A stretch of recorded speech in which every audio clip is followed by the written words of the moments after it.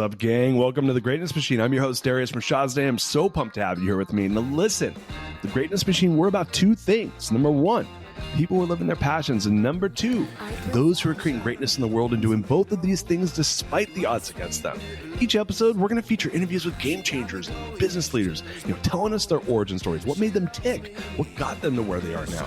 Why? So it can help you step into your greatness within your life, your business, and your career. Occasionally, you might hear a few solo episodes from myself, moi, as I say, as I leverage my 20 years of entrepreneurship as a CEO and founder to help you grow and level up in your journey to scale your life and your business. So come be a fly on the wall, enjoy the conversation, and I'm stoked to have you here with me. What's up, everybody? Welcome to today's episode of The Greatness Machine. I'm your host, Darius Mershazde, and boy, do we have a special guest. My man, Preston Smiles, is in the house. What's up, brother? Bloop, bloop, bloop, bloop. What's up, bro? Good to see you. Good to see you too, dude. This is where I regret not having an in-person studio, because when I have badasses like Preston, who I know in Austin, and I'm like, fuck, dude, I need to have an in-person studio for moments like this. But I'm here's the reality. I'm too lazy to set it up, and this is dialed in. So I'm like, all right, we're just gonna do it virtually, even though we're within minutes of each other. So welcome, dude. Welcome. Yeah. I appreciate it. I'm excited to be here, excited to drop in with you and your lovely audience, the next level entrepreneurial types that, you and I dropped in many months ago about this, but birds of a feather often flock together.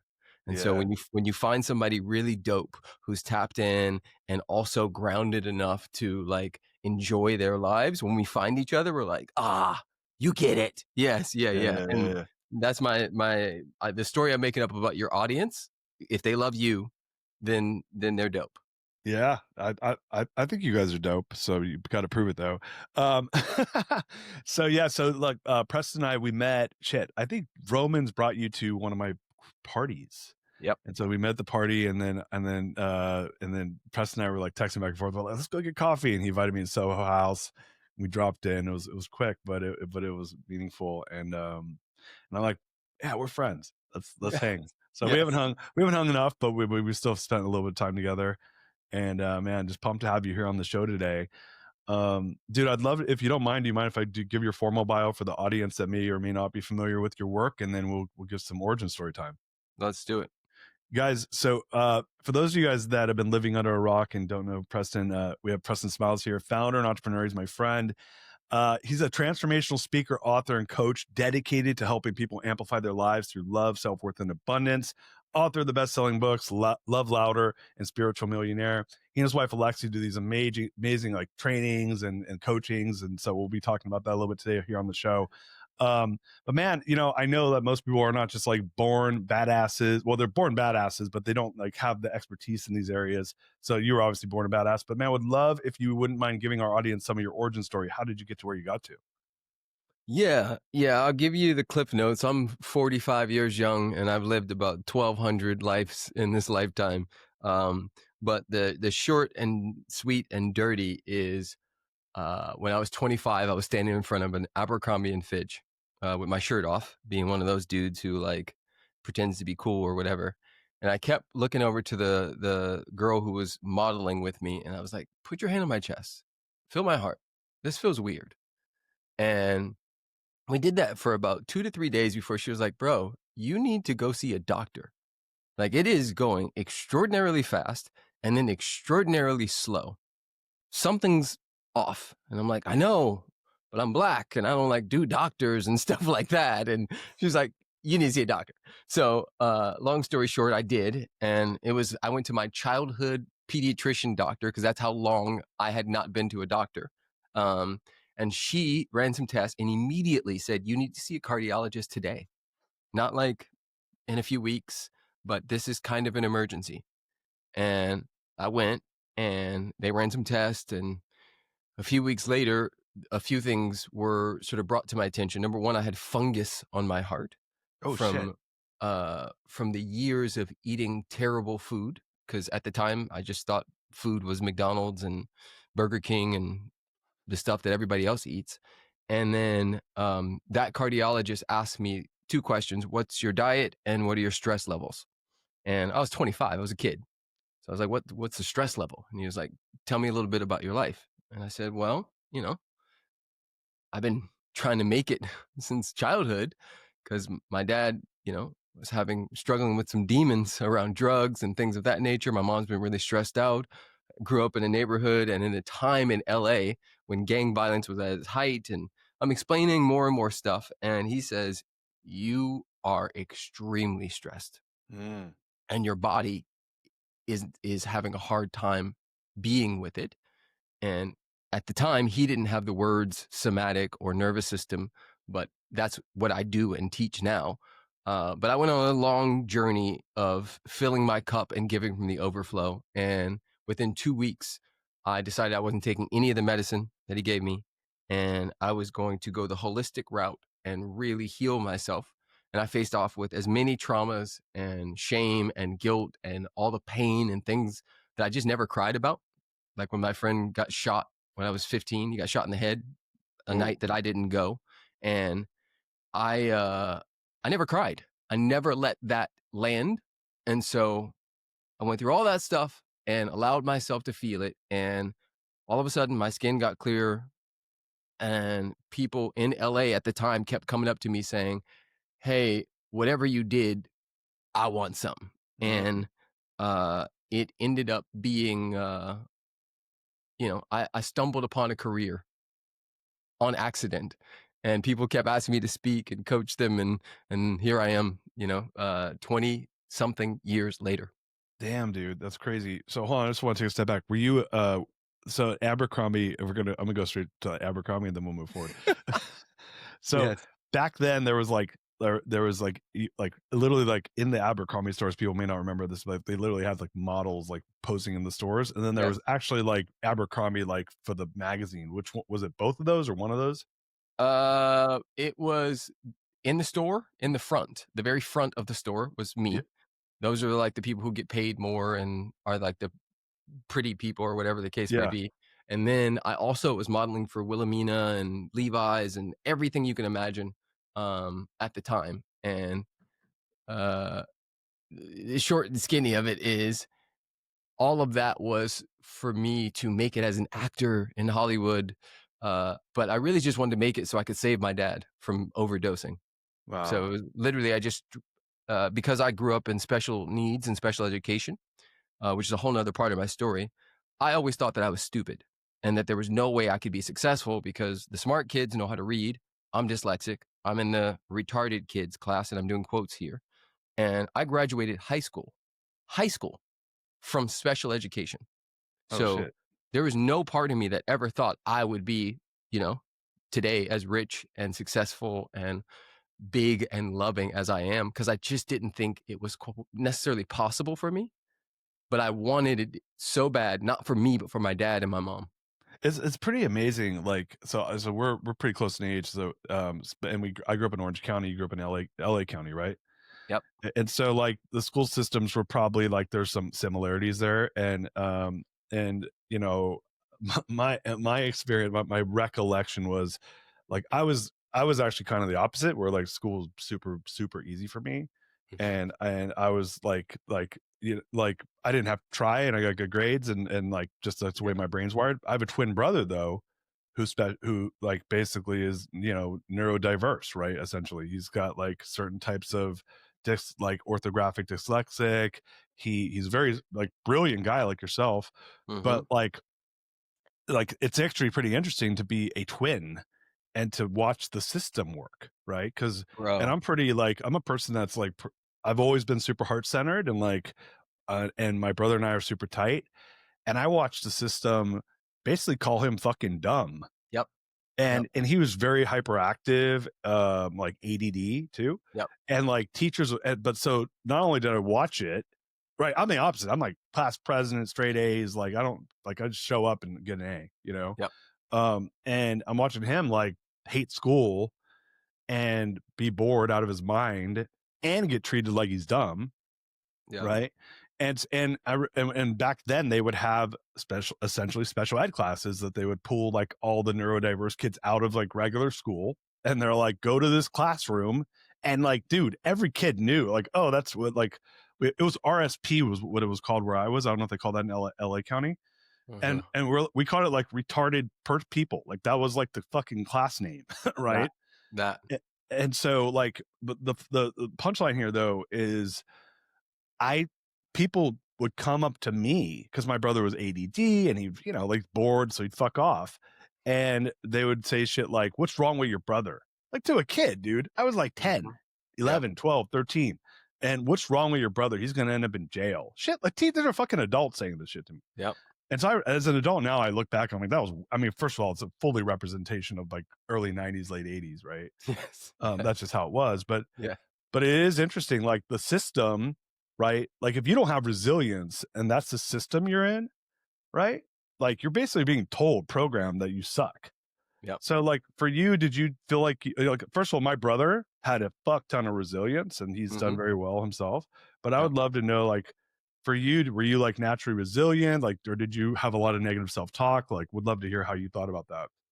Yeah. So children do this thing where we adapt based on the parents and the caregivers we get. And so, for example, if somebody, if their parents are depressed, that child might turn into a overachiever or a cheerer-upper type kid, an entertainer, right? If the parents are aggressive, that child might turn into a sort of quiet, out-of-the-way kid.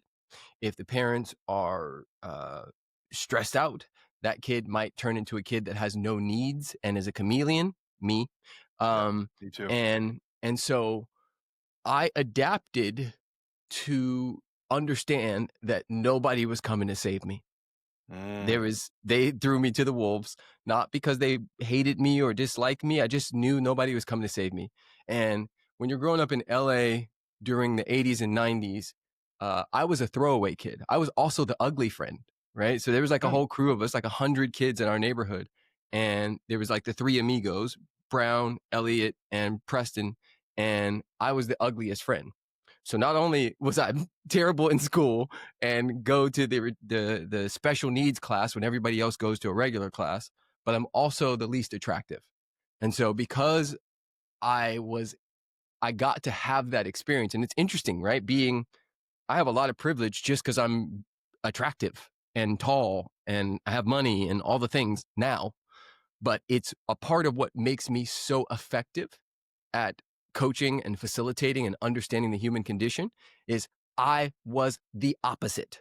And so getting the chance to go, oh my God, this is how life is going to treat me forever unless I figure it out.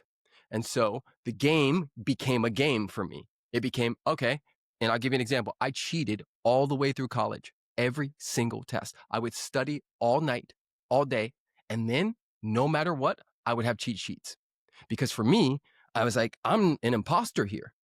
I'm not supposed to be in college. I barely got in here. So these regular kids, their brains work regular. Mine doesn't. I could study all night and still not get it. So I'm going to win. And so I treated life like a thing I needed to win for a very long time until it sort of clicked for me, which is when I got into grad school, that I was the way I was, not because that's who I am, but it's because of who I became. And I became that because of the environment. And so now that I'm no longer in that environment, I don't need to act from that space.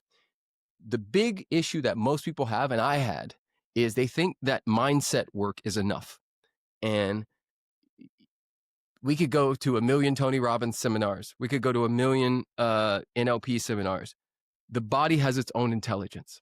And until we give the body the space to experience and express what is there, it will begin to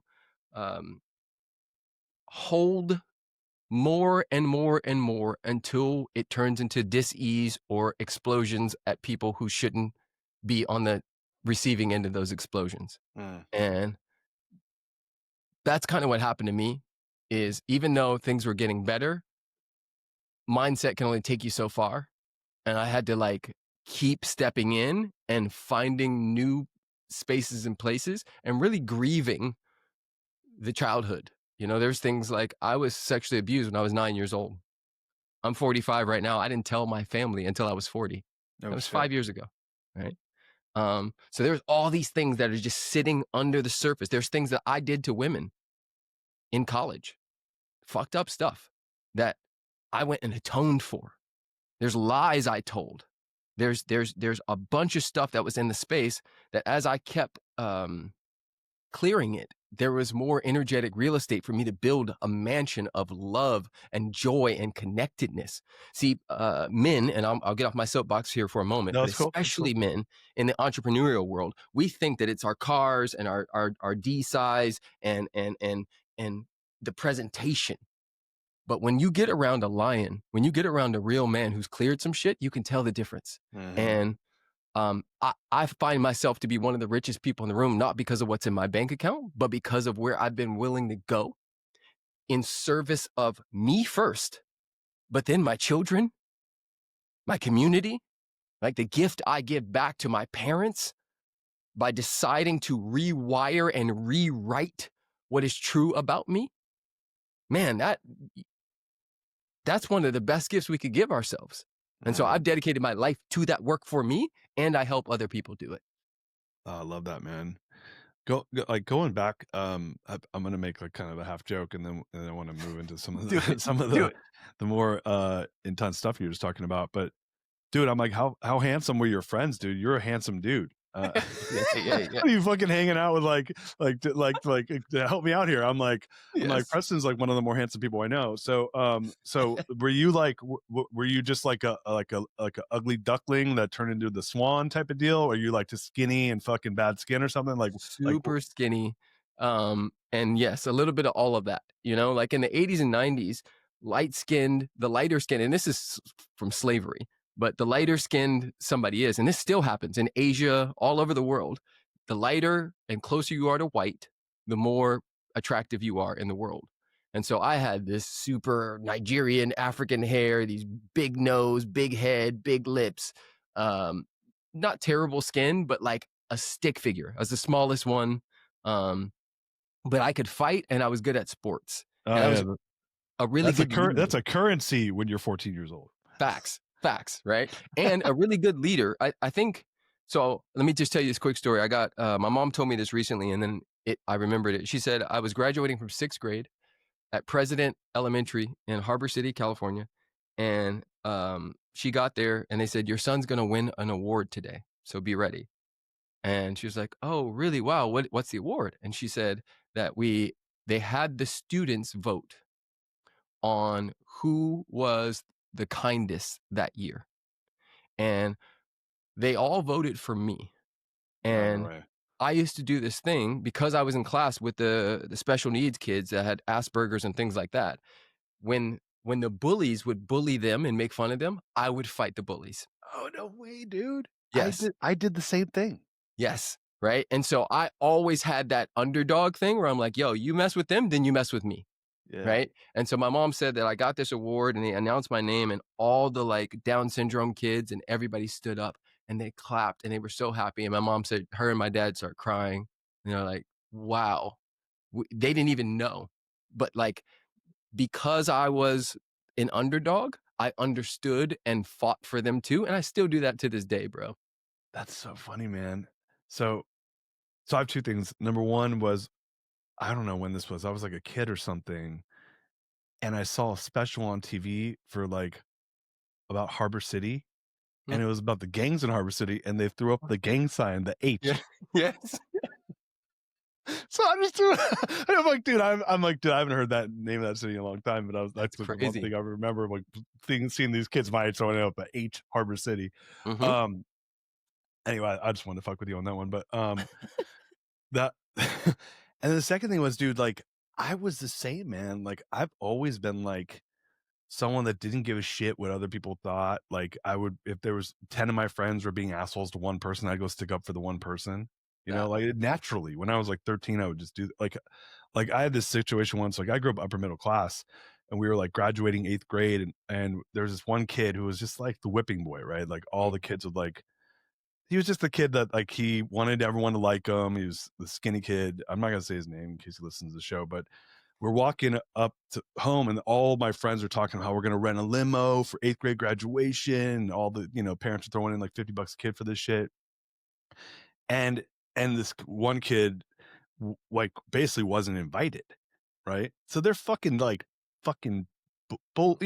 psychologically bullying this one kid, and I could see he was hurt by it. Mm-hmm. And so I'm like, oh, it's cool, guys. Like, we got one more spot. They're like, what do you mean, Darius? What do you mean we got one more spot? I'm like, yeah, he can have my spot. It's all good, man. You got it. And dude, it was like, I was like, fuck these guys, you know, like, and dude, like, you know, he was just the weakest kid in the group, and they were just fucking with him, you know? Yes. And they were, but they meant it. They didn't want him to go.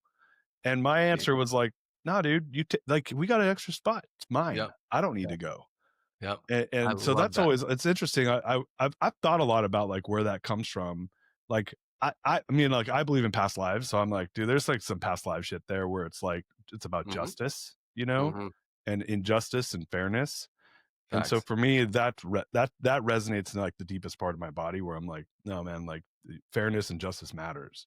Yes. And like, when I see unjust shit happening, I naturally react. Like, so I'd love to hear how, besides being an underdog, do you think that was even before then for you? Oh, like, yeah, for sure. For sure. I think that, you know, especially I have 4 kids. You got 2, right? Yep. It's cool having this many because you can see who they are and it just sticks, right? There's personality things that sort of get wrapped around it based on who your parents are and stuff like that. But the core of who a person is at some level is there the moment they enter the world. Yep. And watching how my kids are is a really cool indicator. And my mom, everybody, dad, everybody has said the same thing. You've been like that since you could talk. Yeah. I bring kids home and they'd be like, who's this? And I'm like, oh, it's Tommy. I just met him. And I'm like, where's Tommy's parents? Oh, it doesn't matter. He lives with us now. And I'm like, no, he doesn't. He doesn't live with us. Right. I just was that guy. And even in, after I graduated college and got an MFA in theater, moved back to LA, I had this same best friend since 5 years old. And he's one of those guys that he doesn't like new people in the crew. And you even know this. Remember when we talked at Soho House? I'm like, I'm adding you to all the the text threads. You're in, bro, right? There's some people who don't like people like me who do that. Or I'm like, nah, man, we're all friends. Like, you know? I've been quiet in the text thread though. I need to have a party or something, invite everybody from it. Correct. So exactly. Join in, bro. There we go. But yeah, long and short is I've always kind of been like this. I do think that people in essence are beautiful, and life kicks us down and hurts us, and people harden and they figure out ways, safety strategies to stay safe. And then arrested development happens where whatever safety strategy they came up with, whether it be the chameleon, the shy one, the aggressive one, the lone wolf, the good girl, I'll be a good Christian girl, I'll be a good Christian boy, whatever those things are, a lot of times they wear those masks so long that they don't know how to do or be anything other than the mask. And in my work, you know, I work with people. I have, for instance, 2 one-on-one clients right now who are multimillionaires. And I've worked with dudes who have 100 million. And we say the same thing every time. I'm richer than you. You have more money than me, but I'm richer than you. And that's why we're on this call and you know it. And a part of our work is uncovering what toxic shame built. Because a lot of people, and this comes from this book called Healing the Shame That Binds You. He basically points to the screw up, the person who messes up their entire lives, and the person who overachieves often have the same exact toxic shame under their strategies, but different ways of going about it. So the overachiever says, I'll make enough money so you won't look at the part of me that feels ugly and dirty and unworthy. The screw up says, I'll just mess everything up so that you already know that I'm ugly and dirty and unworthy. Same toxic shame, 2 different strategies. And so my big work for me, again, I'm not putting myself on a high horse, bro. There's so much stuff I've had to work through and continue to work through, including being a husband. Kids are easy. being a husband after 13 years, continuing to step back in that room after I explode and yell and run out of the room and slam the door, right? Nobody ever taught me. I never saw a healthy relationship. I never saw people work it out. I never knew how to be in conflict as a man and still hold my heart open. So everything I've had to do has been around this, and that's a part of why I lead men into it, men and women, but a lot of my one-on-one clients happen to be men. What that's interesting, man. We have a lot in common that we haven't even explored. I grew up in a family with immigrant dad from Iran, lost his country when he was 40, moved to the United States, MBA from here, smart dude, but didn't language barrier. Um, Ended up like putting up like getting enough money together to buy a gas station in Riverside, California, right? Hmm. And it went from like being like a high level executive in the Middle East to like running a gas station. Mm-hmm. So I like to tell people, I'm like, if that would be like us getting airdropped into like suburban China, Yeah. not speaking the language, and then running a gas station, like you and me, like that would be fucked up, right? So my dad took it out on himself, and his family was Yeah. pretty abusive dude. And so when you were kind of talking about, I grew up in an environment that was emotionally and physically abusive, and Yeah.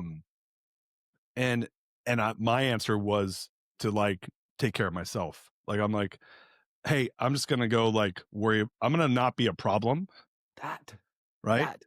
And I'm gonna just overachieve. And dude, I get almost zero recognition when I was overachieving, like almost Mm-hmm. zero. Mm-hmm. And then my dad died actually when I was 22, Mm-hmm. which makes a complicated situation more complicated because you don't get to resolve shit as an adult. Yep. And then you got to work through it, right? And what's that Carl Jung quote, like, until you make the unconscious conscious, it will control your life and you will call it fate, right? That. And so like for me, it was around, I'm like, I'm just gonna fucking achieve. I'm gonna make more money than everyone around me. I'm gonna like crush. I'm gonna like make it where I take care of myself, and Yeah. like and then how I ended up, and I'd love to hear your thoughts on this because I know you do a lot of work with folks like myself. For me, it was running and gunning from a place of high anxiety. Yes. Like I'm gonna lose everything. Mm-hmm. I got to protect. I got to achieve more, and it became this like hungry ghost where like no matter what I did, you couldn't give me enough attention. You couldn't give me enough money. You couldn't give me enough like honor, like honoring for like winning. And it was just like, I need more, more, more, more, more. And then finally I fucking bottomed out around 40 where I was like, dude, this is not serving me anymore. And then I had already been started doing work, but I had kind of hit all these levels where I'm like, and I'm running a $200 million company and I have 1,000 employees, and I'm fucking scared out of my mind constantly that I'm going to lose everything. Yes. Like this fucking sucks. Yes, dude. And I Yes. and I ended up, actually ended up getting out of that company, sold my ownership, bottomed out, and like started doing the work. But I say all that just because I didn't have a healthy like role model when it came to like how to be a dad and how to be a good husband. Yes. And I was dealing with all that shit we're talking about right now. And so for me, the solution's been like doing the work, right? Looking at myself a lot, Mm-hmm. and like peeling back the onion, and then what I was funny though, and this is what my question for you is, I thought I was like, oh, dude, I did the work, I'm done. Yes. Yes. I'm Yes. good. I'm good. And then it went like, it was like you're on the roller coaster and you go down, and then all of a sudden I didn't realize I was still up, going back up, and then the next one came and I went even farther down. Yes. So for me, the big aha moment, which is a longer story for another time, but was, dude, I fucking finally realized, I'm like, dude, what if I'm just not in control and I just need to surrender to a higher power? And for me, that was the beginning of real healing, was surrendering and just being like, look, my job's to show up and be my best self, and actually know that this is a continuum that I'm going to be doing the work for the rest of my life. Facts. So when like, I know you guys do a lot of work, and when you talk about like being spiritually rich, I appreciate that. I know you wrote a book about this, A Spiritual Millionaire.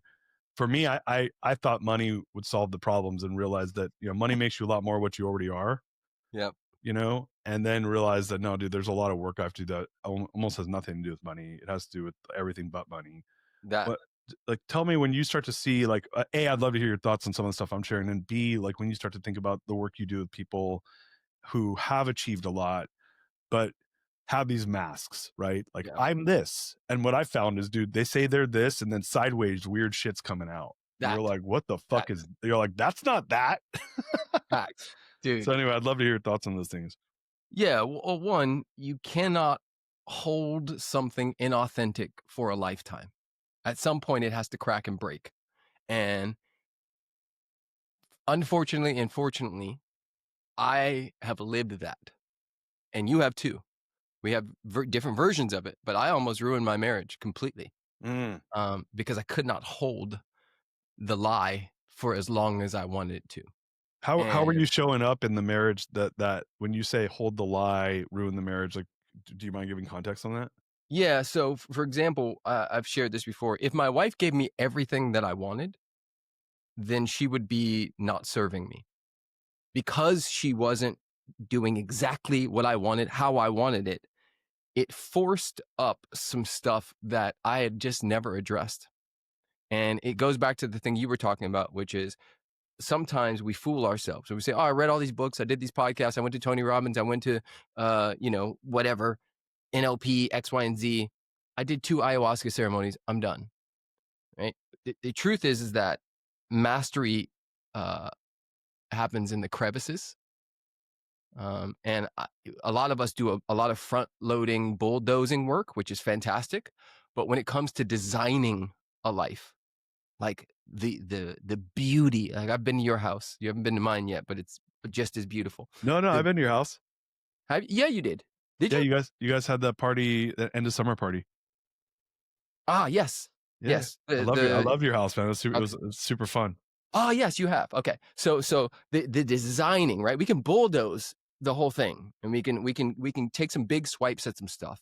But when it comes to rebuilding and designing, mastery happens in the crevices, and a lot gets exposed when you're rebuilding something or you're putting a spotlight on it.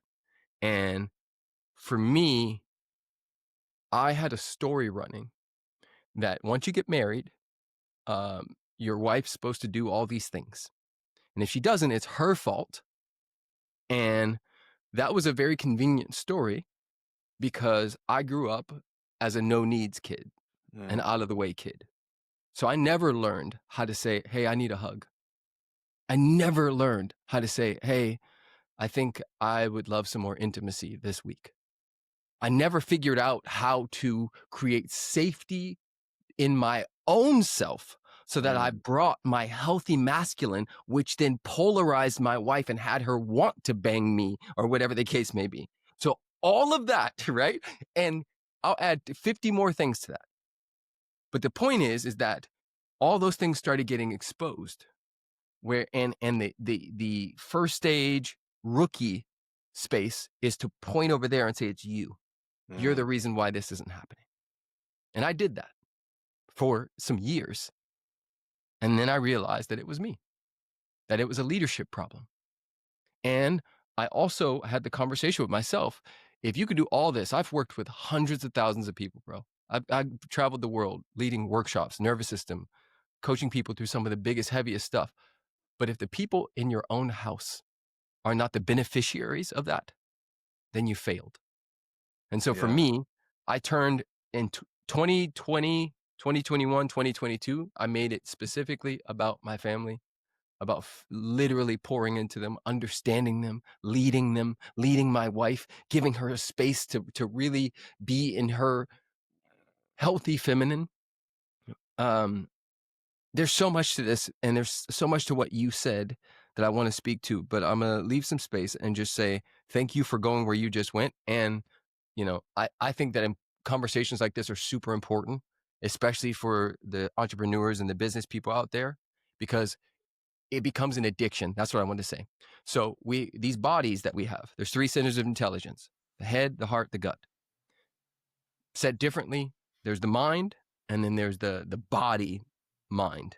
The body has its own intelligence.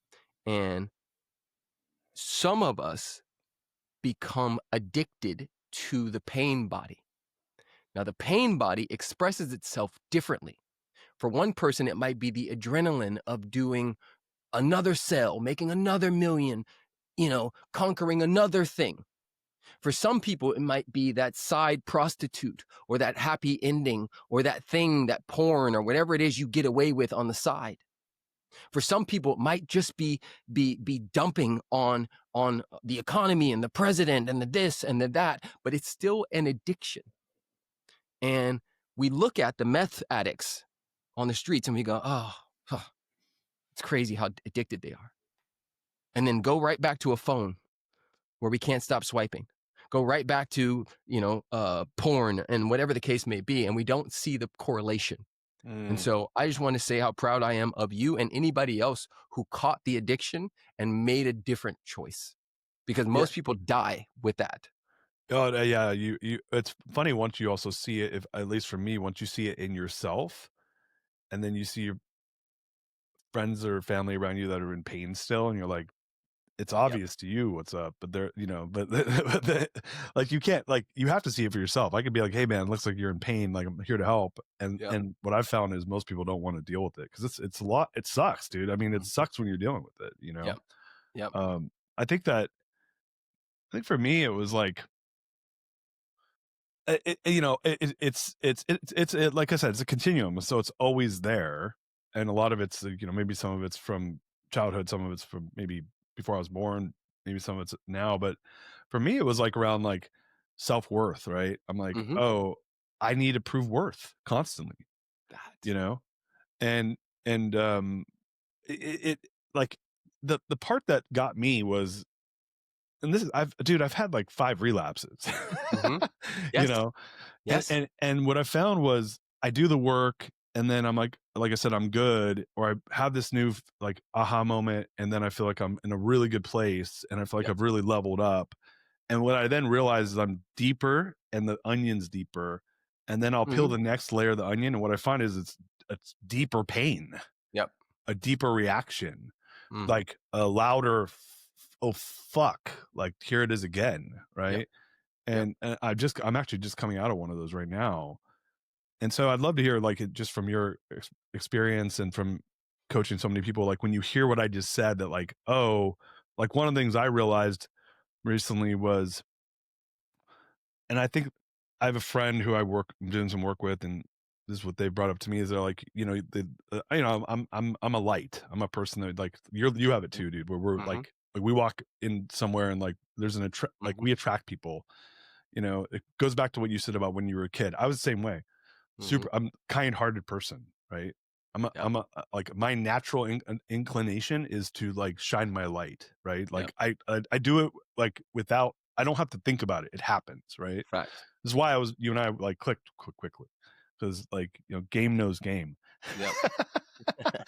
But what I've learned from that was that when you have a light like that, it attracts darkness, right? Like because people want that light. And like I've seen it happen throughout my life, and I give kind of people the benefit of the doubt, and then something bad will happen. They'll do something, their darkness will come out, and I'm like, fuck, dude, I didn't expect that, Like I see them for what makes them good, and then this fucked up thing happens, right? And in the past, I get really offended by it. And the aha moment I've just recently had is that I like playing with darkness. That I like it. Like I fucking enjoy it. I just don't like when it burns me, So like the new layer, by the way, right? Like new aha, where I'm like, oh shit.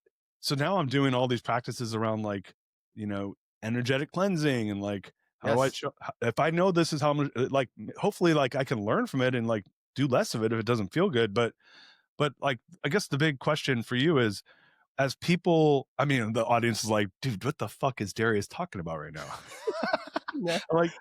No, I think they get it. I think they get it, bro. I mean, you look at the numbers, even on what's that one, OnlyFans? Yeah. The amount of money that goes through OnlyFans is crazy, man.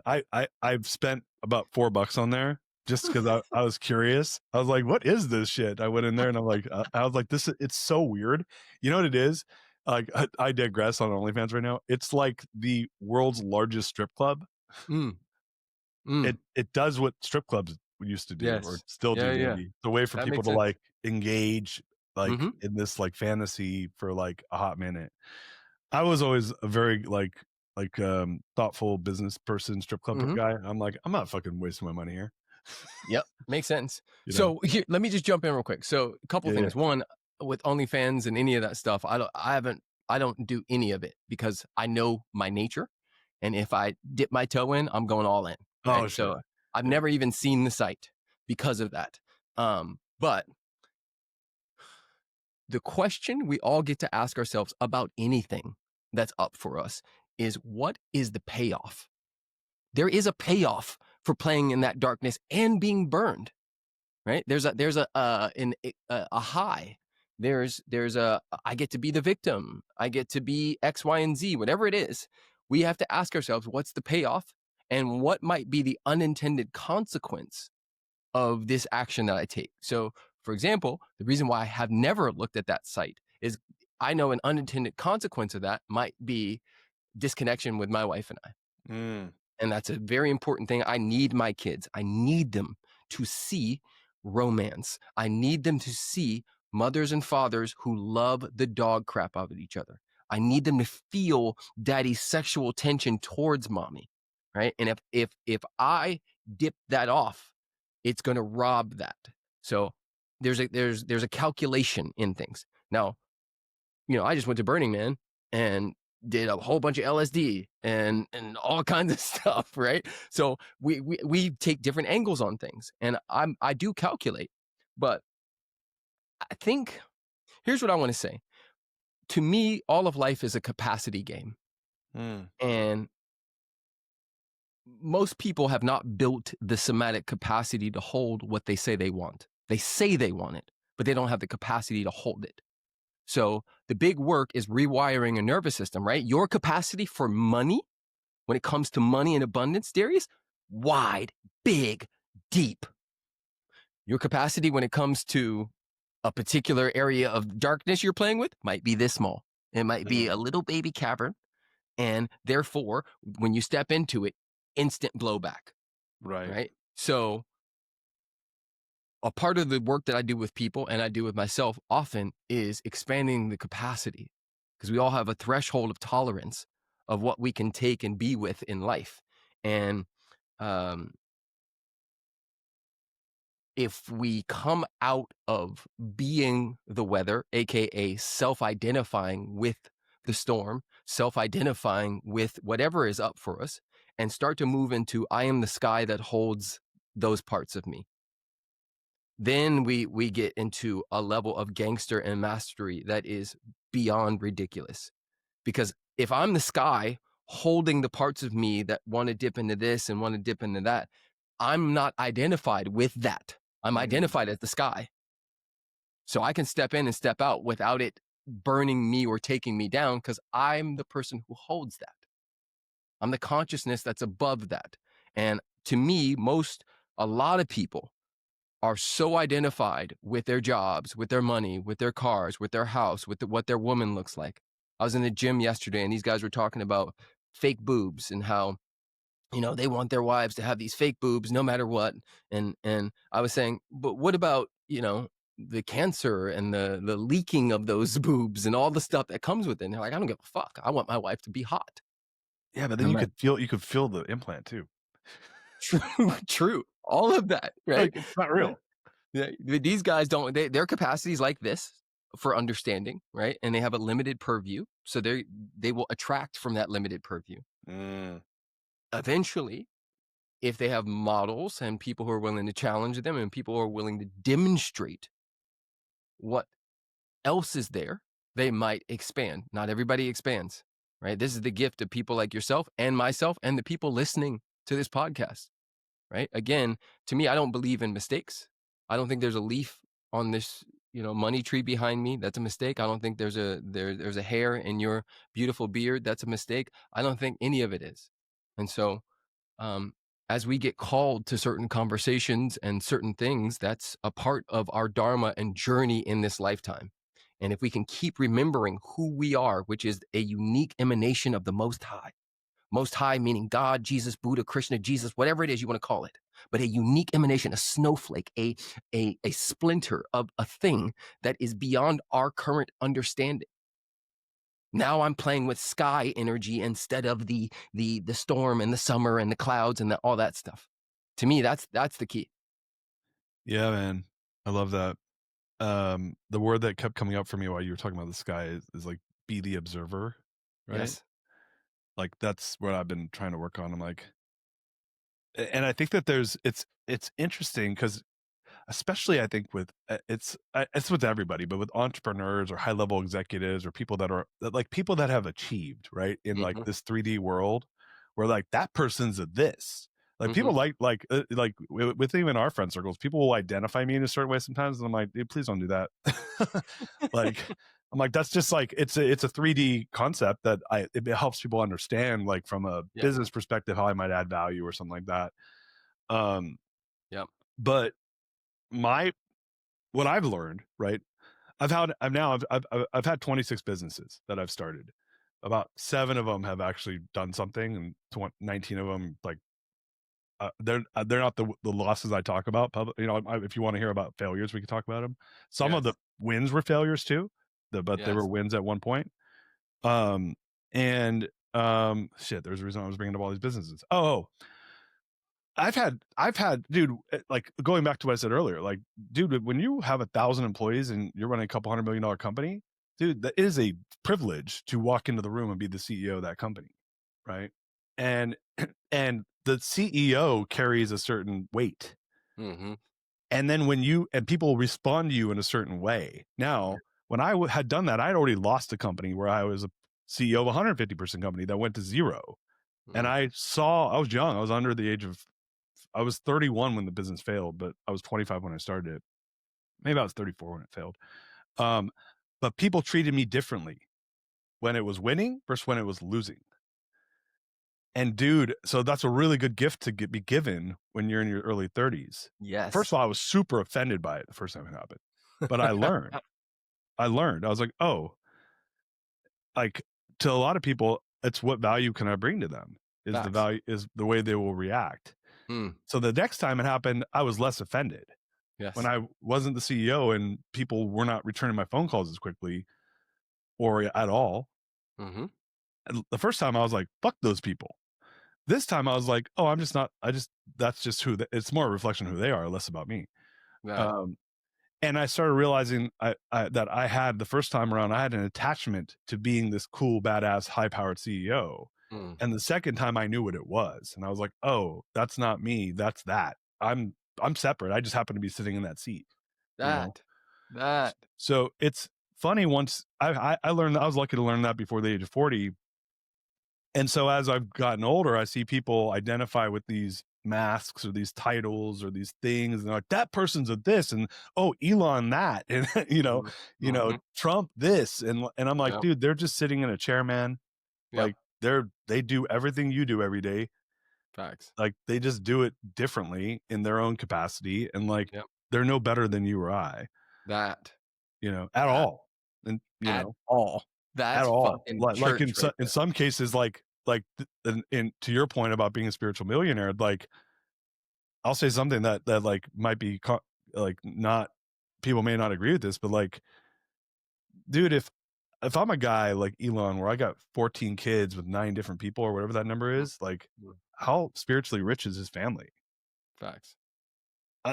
Dude, I just I'm curious, That. that That. doesn't feel spiritually rich to me.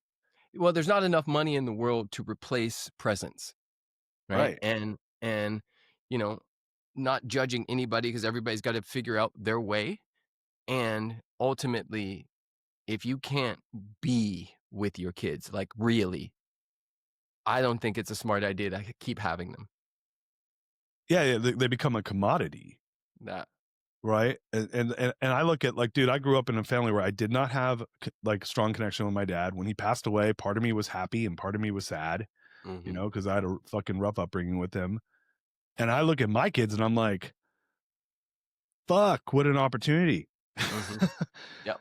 like that was Yep. missed in my own life, right? I'm trying to write that, right? And so I look at, but I use that as an example because this is the richest person on earth Hmm. that everyone likes to talk about, richest financially, right? That's With the only way. with money, Yes. right? And he's creating some cool shit that's going to probably change our lives in some interesting ways. But Yeah. like outside of that, but I'm like, that's one, our mutual friend David Osborne, that's like one garden of wealth, Yep. Yep. like there's so many others that are so rich and beautiful, right? So That. That.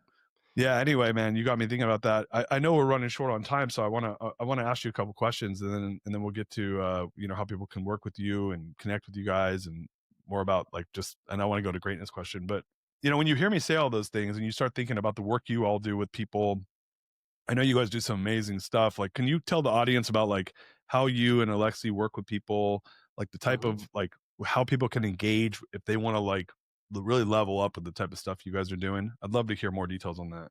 Yeah, I mean, there's a few different ways. We have a workshop called the Bridge Experience, which Yeah. is a nervous system and embodiment workshop. Dude, Where by the way, can I just have to hijack this something because yeah, I knew of it, but I had lunch with Seth Streeter like ah, 2 years ago.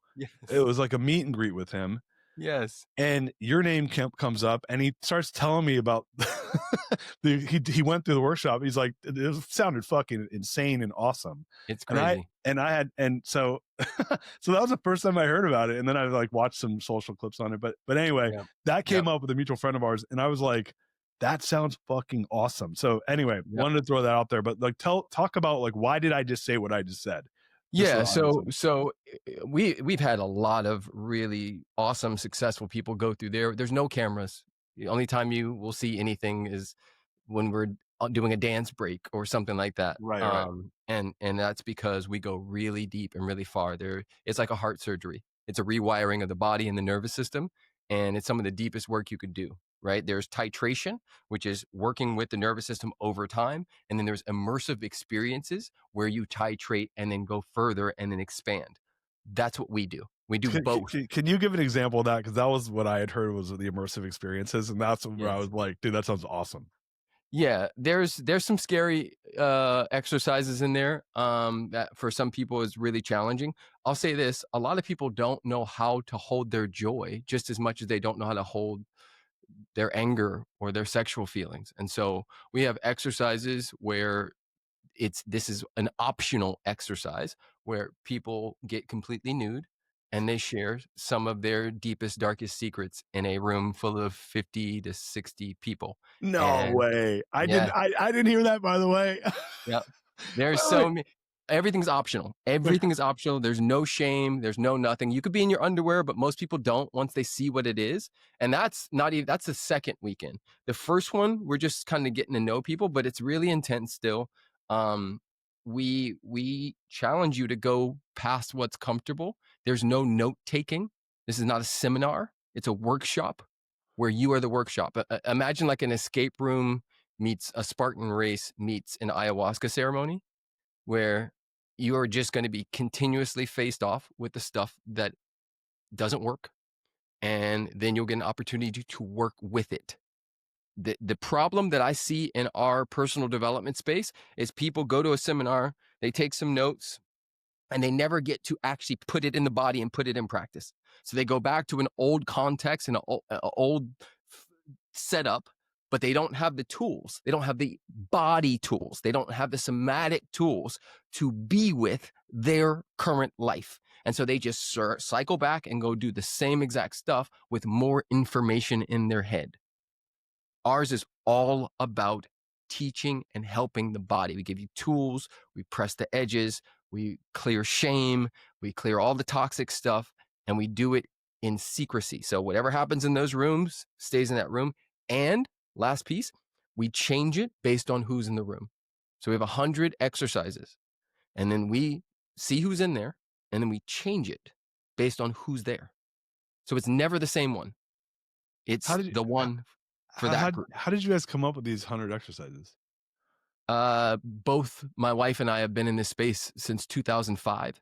And so we've done almost everything you can get your hands on. And we love this stuff. so much that we've taken pieces and parts and said, oh, that's good. But if it was like this, it would be even scarier. Yeah. Oh, that's amazing. But if we turned it this way, oh my God, no one would ever be able to get out of that. And so over, 13 years, we've honed this thing. We've traveled the world. We've done it in Africa, Costa Rica, Australia 50 times. We've been everywhere. London, a million places. Right now it's just Australia and Austin where we do it. And it's like every 3 to 4 months, but Yeah. it's one of the most life-altering things you could possibly step into. I'll say that. Yeah. That's crazy, man.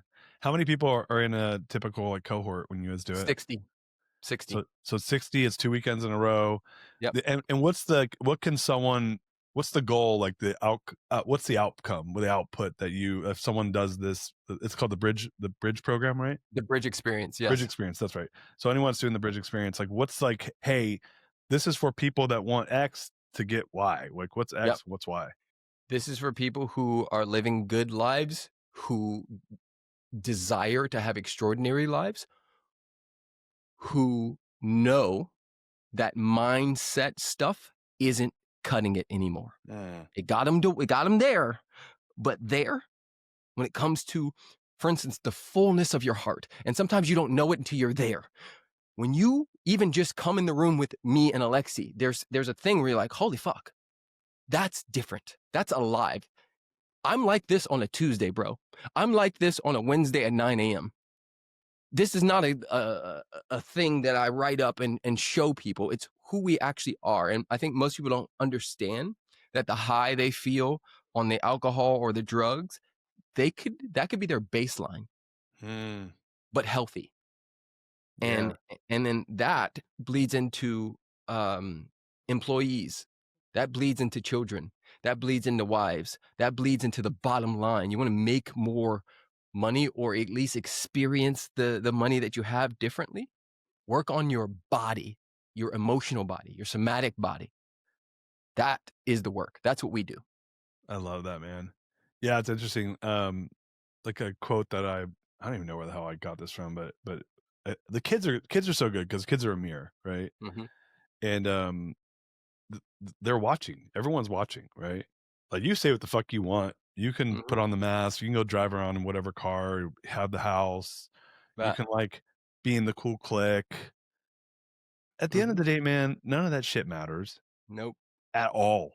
It's that's that 10-second interaction over and over and over and over again, all fucking day long, all week, all month, all year, with every single person around you. And what I love about what you just said is like, everyone's watching. I'm a good person, but I treat people like shit constantly. It's like, yes, you can say what the fuck you want. Like, you're not a good person.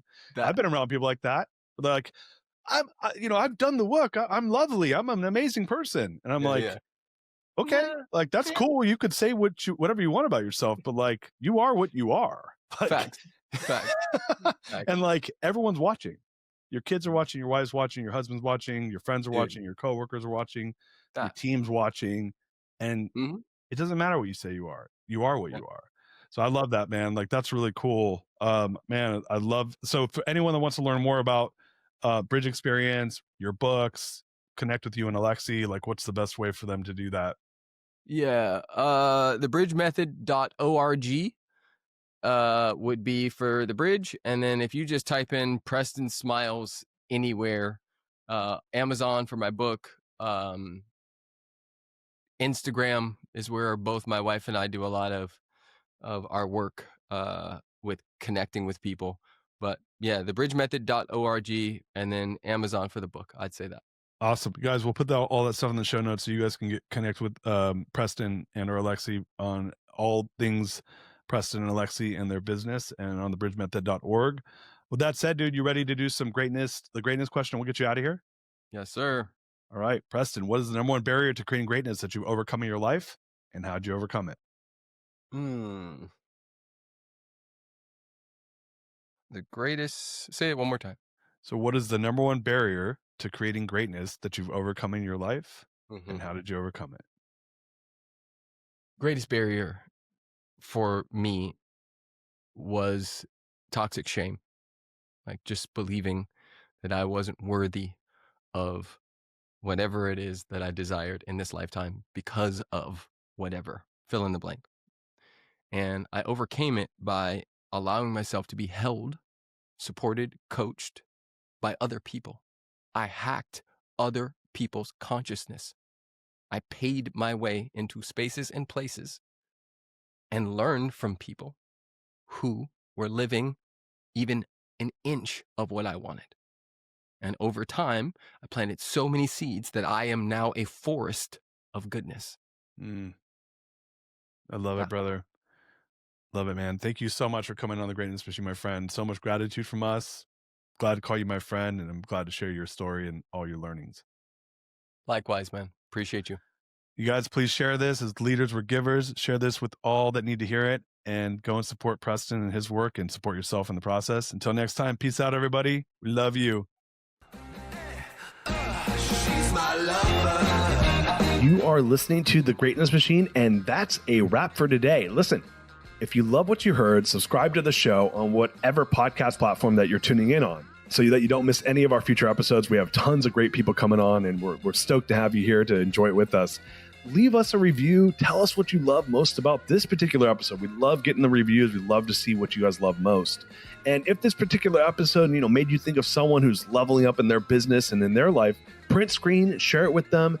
Leaders are the best givers, and after all, we're all here to support and grow with each other.